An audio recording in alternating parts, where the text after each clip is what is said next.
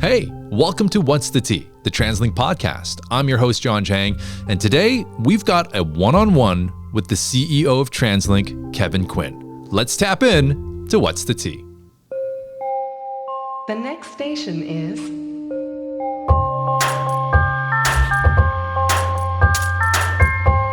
Welcome to What's the Tea, the TransLink podcast.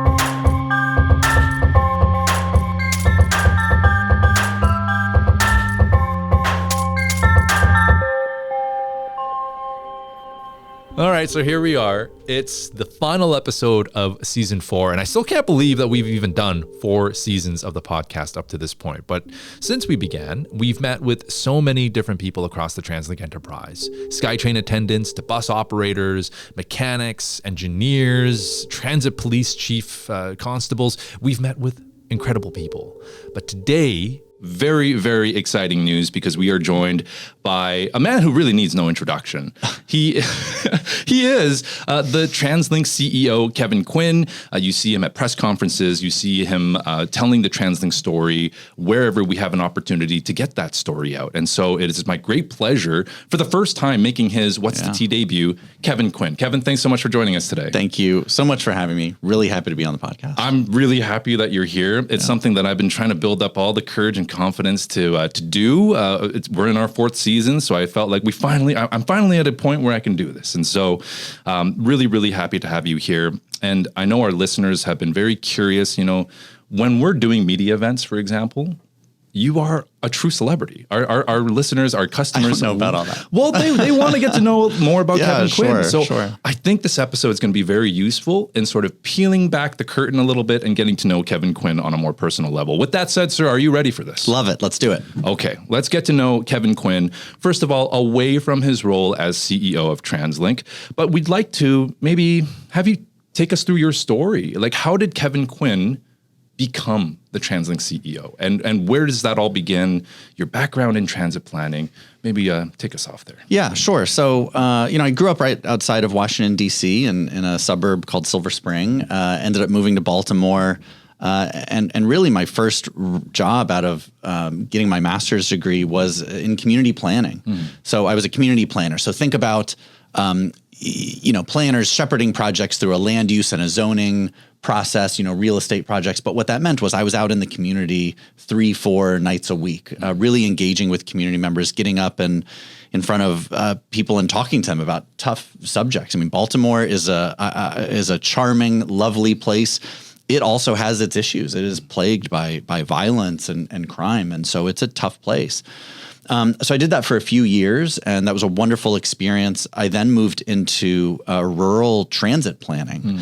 So, think about these rural areas, systems that have, 10 or 20 buses, right? There's a manager, there's, 10 or 20 drivers, a couple of mechanics, maybe the work on a bus is done out of a guy's garage, right? There's not even like a formal shop, right? And so I would go out there and help them navigate really complex state and federal procurement policies. So like helping them buy buses, helping them to build facilities. And that was really meaningful for me in understanding how impactful transit can be on people's lives. We think of transit, I think a lot of times as like a big city thing. It is equally, if not more impactful on rural communities. I then ended up at the Maryland Transit Administration as the director of planning, and I oversaw the capital projects, capital program, data and analytics, mapping, sort of traditional long-range planning plans and things, right? I did that for a few years, really overseeing eventually Baltimore's bus network redesign. It was one of the biggest network redesigns in the United States at the time. And about a month before that bus network redesign is going to launch, my CEO is let go. And I was appointed acting CEO. And so it was a really crazy, interesting time in my career. I ended up as the CEO. I did that for 4 years. Wow. And oversaw some really good improvements in Baltimore. And now here I am. Now, Baltimore is not terribly close to Vancouver. In fact, it's all the way on the other side of the continent. You almost couldn't get further away. And, Honestly. Yeah. So Did TransLink, like when there was an opening here with the departure of the previous CEO, your predecessor, was it a case where you saw the opening and you were like, oh, this might be interesting, you threw your resume in? Or was it the other way where TransLink maybe reached out to you and said, hey, seems like you know what you're doing over there in Baltimore. Why don't you come help us out in Metro Vancouver? Yeah, I certainly saw the opportunity when it became available and threw my name in the hat. TransLink is really well known, really well regarded in the transit industry. And so I was really excited to be able to apply, and even just for the chance to have such an opportunity like this. Had you ever come to Vancouver like prior to arriving as the CEO? Yeah, I had come to Vancouver before. I had an opportunity to get out and run a little bit on the trails and see the city. Gotcha. And it was a beautiful city, beautiful experience. And so only got me more excited to come out and run the transit system here. Quick question. East Coast, Maryland, Baltimore, well known for their seafood. So is Vancouver. Yes. How do you compare? I mean, you could be completely biased here, and there's no wrong answer. I'm just naturally curious. Well, so, Baltimore is known for crabs, right? So crabs, Old Bay seasoning, right? I have this lot of childhood memories around, sitting around a table with newspaper on it, eating crabs with my family. Delicious. Out here is much more fresh fish. A lot of the fish is much more delicious. So, all right, they're on par, maybe. Yes. Okay, yeah, maybe on par. I love that. Yeah, I was thinking it's like '90s, rap rivalry, East Coast versus West Coast. Can you really choose? You've got good rappers on both sides. Absolutely. Yeah. Oh my goodness. I was not expecting that reference. That is incredible. You know what? Let's get right into it then. Since we're talking about music, I'm very curious.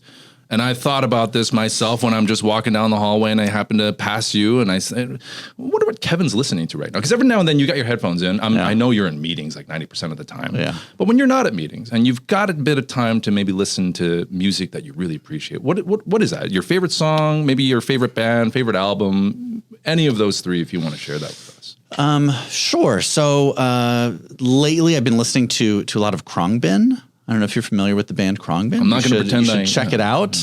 Really good stuff. Some really good songs on that album. They were one of the best artists of the year. I think it was last year. I don't know. So highly recommend that.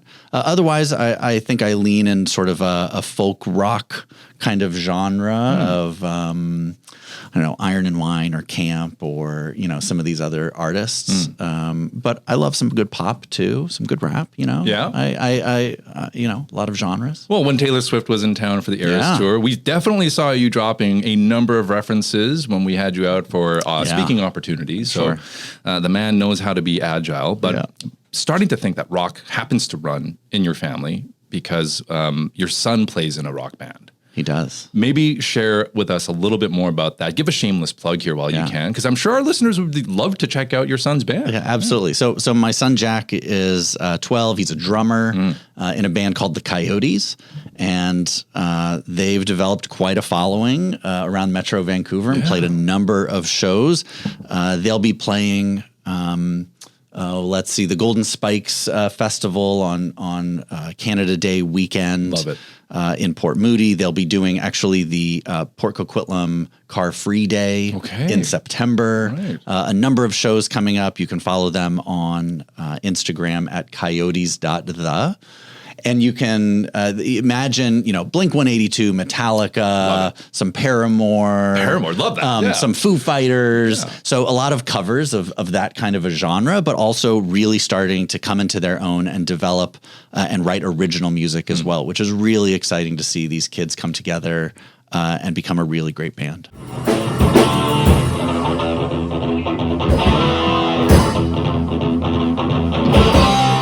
That's one thing I wish I took more seriously when I was around that age. Yeah. But unfortunately, my school had too many students, so they literally asked us, like, does anyone want to skip going to band and do gym for 2 semesters in a row? And I unfortunately made that decision. Yeah. Easy A's, but as I'm older now, I'm like, I have no musical talent and I wish I had done this before. Do you play any instruments by any chance? Like, do you and Jack? I wish I did. Yeah. I wish I did. I think right. maybe I was a drummer in a past life and maybe I've passed that love on to him, but no, I don't play anything. Okay. All right. Fair enough. I do appreciate that. Drummers too, Dave Grohl, Foo Fighters. I mean, you name that. So that's those are good bands to be compared with. I'm going to go out and make an assumption here that maybe when you were named as TransLink CEO back in 2021, you probably made a little bit of history as the first CEO in TransLink history to have full sleeve tattoos. And it probably lands naturally in line with your love of rock or the music scene.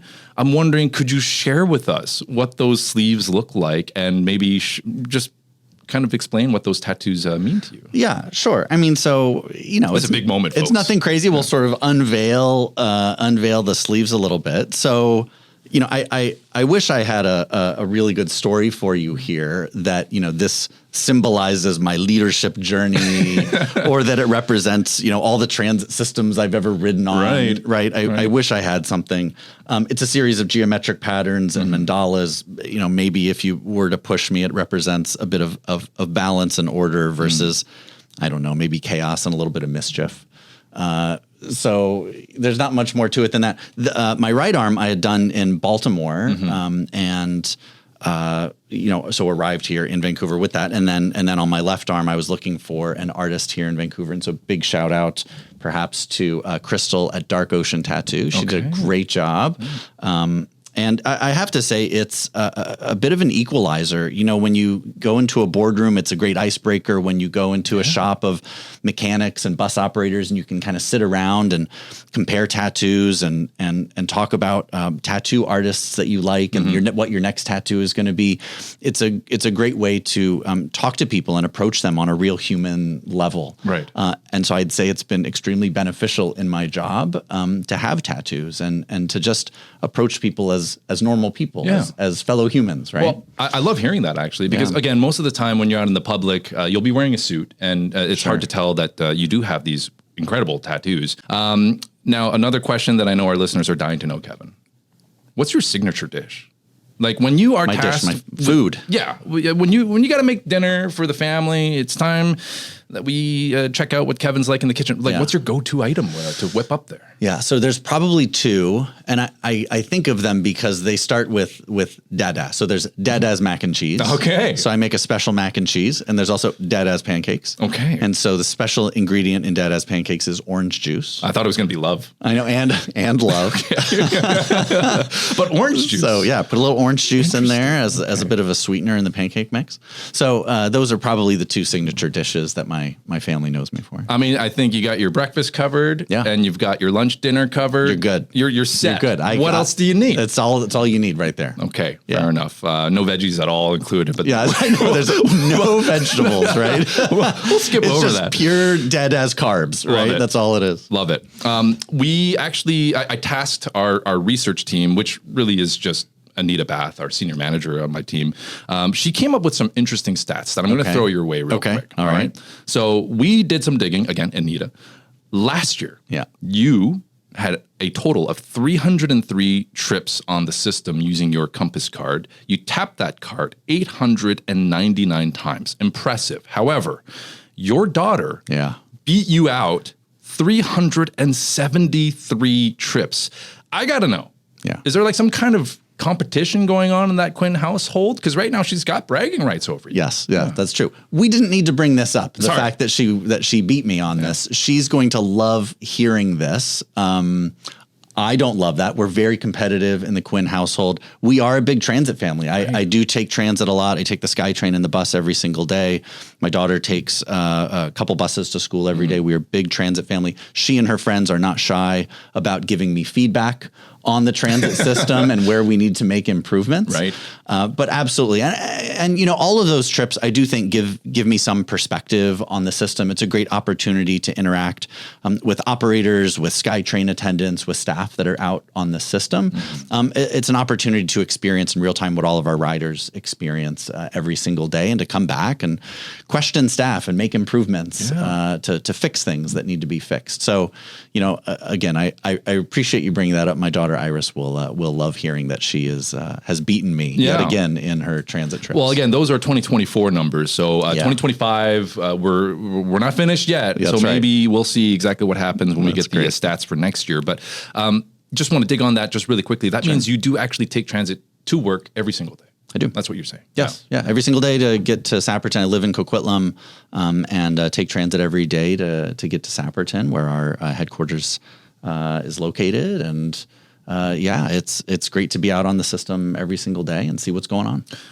Couple follow-ups to that. Do customers recognize you? And if they do, is it okay with them, with you rather, if they were to say hello? Like, do you mind that? Because, Canadians are polite by nature, right? We don't really want to be annoyances to anyone, but you are the CEO of TransLink. You're an identifiable person. Is it okay if somebody says, hey, Kevin, like, hi, that's the CEO. Like, that's cool. Can I take a selfie is what I'm really trying to say, right? 100%. So sometimes there are selfies. Sometimes folks do just want to give me feedback on the system. And again, what's working, what isn't working.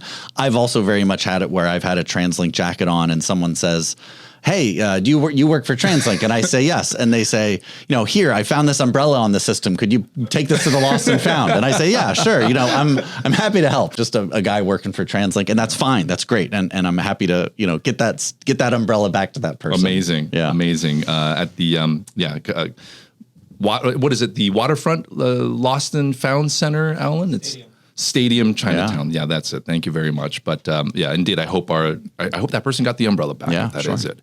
Speaking of feedback, if you now had the chance to go back in time and speak with the Kevin Quinn, who was on the first day of this job as TransLink CEO, what piece of advice would you give to that Kevin Quinn from about 4 years ago? Oh my gosh. I'd probably say relax. It's going to be okay. It was, starting this role in the middle of the pandemic was drinking from a fire hose and was a lot to take in and a lot to learn. We have a geographically very big region, and getting out and exploring and getting to know the region and getting to know bus routes has taken some time. I think I put a lot of pressure on myself at the very beginning to get out there, and that was good, right? To get out and know our bus routes, but probably slowing down a little, talking to folks, could have used a little more toning down. But 4 pretty great years, right? It's been great. Yeah. I mean, look, we've been leaders in ridership recovery in North America. We've passed 3 investment plans in 4 years. We've advanced rapid bus and handy dart improvements. Interact on the system, compass improvements. I mean, we've done a lot of really, really cool things. That said, there's a lot more to do, and I'm excited for what's in store for us in the future. You said those magic words that maybe we should dig on here a little bit, investment plan. Yeah. And we did just recently approve an investment plan, and I know a ton of people were working very hard behind the scenes to make that happen. Maybe explain it like I'm a 5-year-old, because there are going to be listeners and people, customers generally, that just might not understand why an investment plan is important. They might have some understanding it's got something to do with money, but perhaps explain that and how it sort of fits into what we're facing as an organization with our fiscal cliff. Yeah. Why do these two things, why are they so important? Sure. So maybe we'll talk about the fiscal cliff just first. Sure. So, back in 2019, things are going great. TransLink is booming. Ridership is off the charts. Where other systems really we're seeing drops in ridership, TransLink was increasing and, in fact, received the Transit System of the Year award in 2019 from the American Public Transit Association. So things are going great. Beginning of 2020 hits, pandemic hits, and we dropped to 14% of normal ridership levels, and our fare revenue plummets. The pandemic in many ways kind of broke our funding model. We have a funding model that's a bit of a 3-legged stool built on property taxes and fuel taxes and fares. Fuel tax is fine, but when we've seen this high adoption of electric vehicles and more fuel efficient vehicles, that revenue has decreased over the years. Our fares, we kept those fare increases below inflation levels. In short, this is a long way of saying, we haven't been bringing in enough money to pay the bills, right? The revenue hasn't matched the expenses. And so inflation has made everything cost more. And so a lot of the work that we have been doing and a lot of the work that these investment plans has been trying to do is to fill that funding gap. We're legislatively required to do an investment plan every 3 years. And in doing so, we've been sort of filling that gap with provincial and federal money that allows us to keep our services moving for our customers every single day. And that's really unique and shouldn't be lost, because not every transit agency in North America can say that they kept services running at 100% levels. Right. It's pretty rare, actually. And I think it's been a real benefit to us in generating that ridership recovery. So We did recently pass an investment plan that keeps our funding and services rolling through the end of 2027. And so we'll need to do another investment plan in 2027 to close the remaining gap of that fiscal cliff. Again, bringing in revenues to match the expenses. All the projects that TransLink wants to be involved in, a lot of those are funded through investment plans. If not, maybe all of them, I would say. Yeah, that's exactly right. All of our funding are funding not just for operations, not just to run the buses and the SkyTrain, but for capital projects, for new facilities we want to build, for station upgrades. All of that is contained in our investment plans. We know that other transit agencies, as you mentioned, faced bigger challenges or similar challenges to what TransLink is facing now with that gap in our budgets. Taking a look at other agencies around the world, Kevin, is there like an example that you think TransLink could or should follow that might work here in Metro Vancouver? Obviously understanding there are nuances between different cities around the world and what might work for them might not necessarily work for Metro Vancouver. Well, we're not, to be clear, we are not alone in our funding challenges. The pandemic hit every transit agency incredibly hard. And I would suggest that has forced agencies into a bit of a wave of innovation as it relates to funding strategies and how to fund transit systems. Places like New York are doing congestion pricing. Other places are looking at a sales tax, right? Either a percent of a sales tax or a penny on every purchase, right? And that helps fund the transit system. Other systems are increasing the fuel tax. So if the fuel tax is a declining revenue source through more electric vehicle usage, they just increase the amount of that fuel tax, kind of kicking the can down the road. Other places are partnering with the private sector to help fund projects, right? So everybody's taking sort of a different approach because every region is different. We have a funding model that is quite diversified. A lot of other transit agencies rely many on a single source of revenue. And so they have to tackle their funding challenges differently. So I think for our part, we are learning from other systems and watching what they are doing. I also want to be really clear, though, that we are leaders in tackling funding challenges. And this investment plan was really important. The province has put forward a commitment to introduce a new revenue source for TransLink.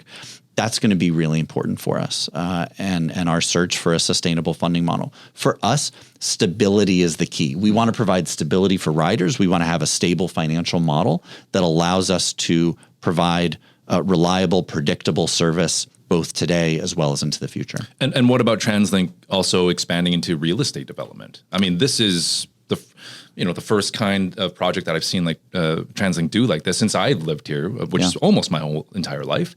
But in speaking with a few folks that have come from different parts of the world, other transit agencies do this too, and it's a good way to make money for them too.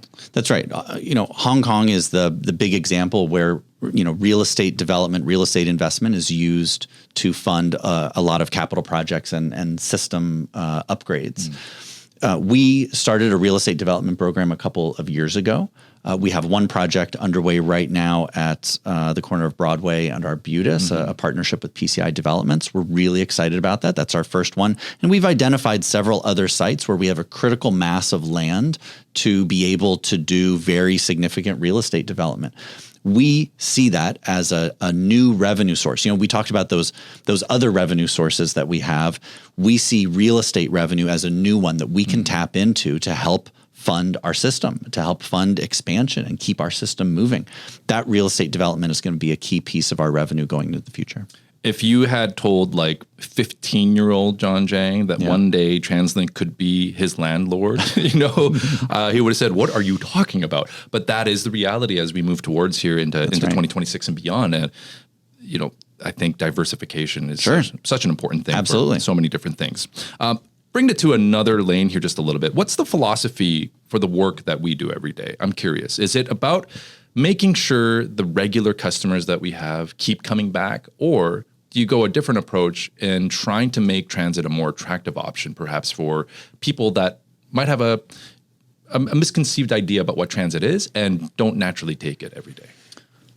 Yeah, it's a big question. I think we as an agency focus appropriately so on the customer experience. And we have taken a look at the different types of customers that we have. And each one of those customers values something a little differently. One might value efficiency. One might value cost effectiveness. One really values safety. Others want to have a remarkable customer experience on the system. And I think as we look at investments across our network, we try to tap into each of these rider types to be sure that each of them is having the customer experience that they want to have to be a new rider, to tell their friends they should be riders, to keep riding every single day. A lot of my core philosophy comes down to really three aspects, the aspects of safety, of trust, and of worth. And it's these three pieces that undermine, sort of my leadership philosophy, really this idea that we have to keep riders safe. First and foremost, safety is always going to have to be number one for us, right? Secondly, that they trust us, and trust in a transit system is really demonstrated in reliability. Does that bus show up when it says it's going to show up? Does the train show up when it says it's going to show up? That is trust. That is how a rider trusts a transit agency. And the third piece is worth. People have ideas, employees have ideas, and those ideas have value. And our ability to put those ideas into action and to take those ideas seriously is how we demonstrate a customer's worth to us, right? We have to listen to our customers. On all three of these aspects, I think we do a good job. Is there more to do? Absolutely. There's absolutely more that we can do to listen to our riders. A lot of the projects that we have slated for the future, say an upgrade of the compass system or new stations or more service that we're rolling out to overcrowded lines, are how we demonstrate an increase to safety, trust, and worth for our riders. I'm not sure how much more you could do when you've got the CEO of TransLink trying to return a lost umbrella to a customer sometimes. But I hear that's what you're saying. That's part of the puzzle too. There you go. Right? But in terms of expansion, of course, rapid transit expanding across the region. You brought up Broadway Arbutus as an example of real estate, but it's also going to be the terminus station for the Broadway subway project, which is in development with the province. Langley SkyTrain also coming online, and BRT. We'll touch on the other two projects in a little bit, but maybe focus on BRT a little bit, bus rapid transit. To explain it really quickly, it's like the super version of our rapid bus systems. Yeah. And I know a lot of people in Metro Vancouver take the rapid bus every single day. If you look at our lists every year, the rapid bus lines are often in the top 5, top 10 most heavily used bus lines in Metro Vancouver. So when it comes to introducing BRT technology to Metro Vancouver, Kevin, why is it a preferred solution for Metro Vancouver? Why do you think it should work here in Metro Vancouver? Yeah, I think you've characterized it well, that it's essentially a rail service on wheels, right? It's fast, it's frequent, it's using dedicated lanes, it's communicating with traffic signals. This idea that you've got really fast, frequent bus service that isn't getting stuck in traffic and can move very quickly. And I think it's a real game changer and a strong component of our 10-year vision, Access for Everyone plan. And in that, we've identified 9 corridors for bus rapid transit. We're advancing planning and design work on 3 of those corridors now. And I think for those corridors, it is going to be tremendous. And the real benefit of it is that, we can implement it faster. We can do it cheaper than SkyTrain, to be honest. And I think we think it's going to play a really big role in the transit future of Metro Vancouver. What you just said there, I think, answers my next question pretty nicely. But people will often hear the argument for BRT and simply come the other way and say, yeah, that's all nice, but why don't we just build more SkyTrain? Yeah, SkyTrain's cool. SkyTrain is like Vancouver. It's iconic here. Why don't we just do that? Yeah. Look, people love SkyTrain. I love SkyTrain. Take it every day, right? I think SkyTrain is amazing. It is also really expensive. It is tunnels and infrastructure and elevated guideways, systems. It can be very, very expensive.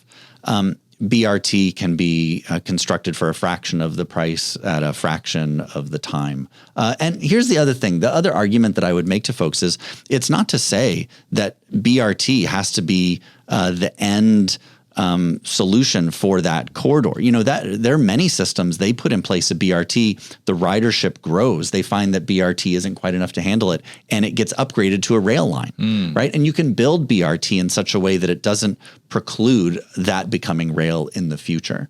So I don't think it has to be either or, BRT or rail. It can start as one and become another.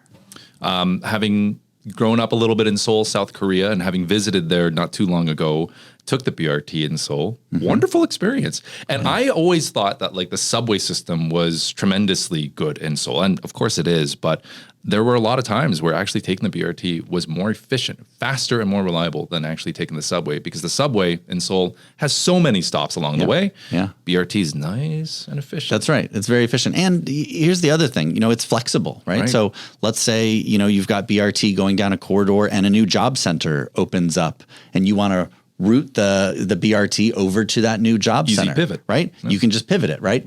A huge subway line rail system that's in the ground, right? You cannot as easily, hang a right and head over to that new job center. Plus, it also feels great when you're in the bus and you just drive by all the swarms of people waiting in traffic. There you go. It does feel good. That's beautiful. You did mention, of course, the expansion to SkyTrain. There are a lot of projects that similar to Broadway Subway, Surrey Langley, and so many others across various different industries that will often get delayed. And coming out of the pandemic, I think we saw this was true for almost every industry out there. Supply chain issues, cost of labor, labor shortages. Maybe if you take a step back from just transit and focus on the root cause of these things, Kevin, is there a reason, a simple explanation as to why like delays seem to happen and why programs and projects seem to go over budget like this? I mean, in a broad sense, infrastructure is really complicated.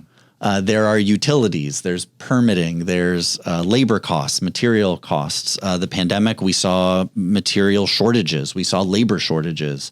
Inflation increased the price of everything.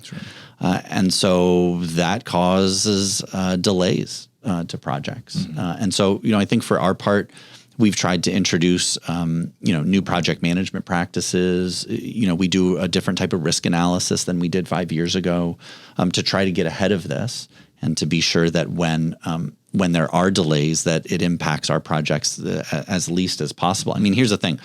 Things are going to happen, right? I think that's the one constant that I've learned is that, things are always going to change. There are going to be surprises. It's how we respond and react to those surprises, how we prepare, how we build resiliency into our projects. That is what's going to make the difference. Is that something that you've had to adjust and maybe learn as you took on the role of TransLink CEO? Is obviously coming through the pandemic, it was a very unique experience. So you've got it, right? The pandemic introduced a number of variables. I mean, it was,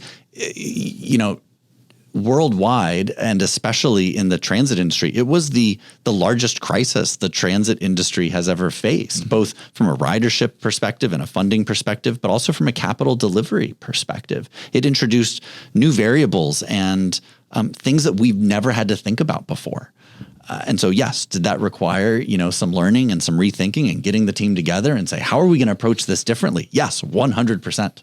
And you're not the only one. So many other people had to do that, I'm sure. But I can't imagine what it would have been like to try and plan an entire transit system coming out of the pandemic.